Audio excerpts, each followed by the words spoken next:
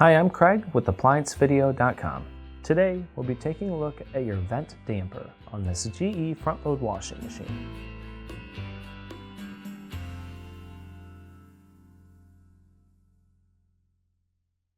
Stop. Before beginning any repair, always be sure to disconnect the power to the appliance.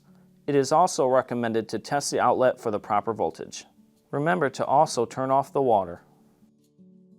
The main reason why you'd be replacing this vent damper motor would be if the unit is not exhausting any air out the front, or it may be noisy when it is trying to. Now, click on the link below to view this repair video.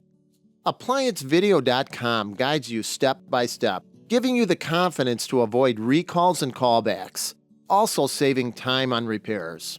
Whether you're up against an uncommon repair or the latest appliance on the market, our videos have been created with you in mind.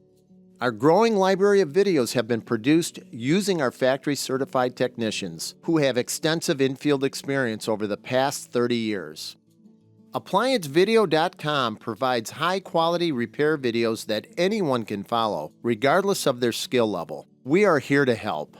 Click on the link below to view this repair video and let us help you do it right the first time.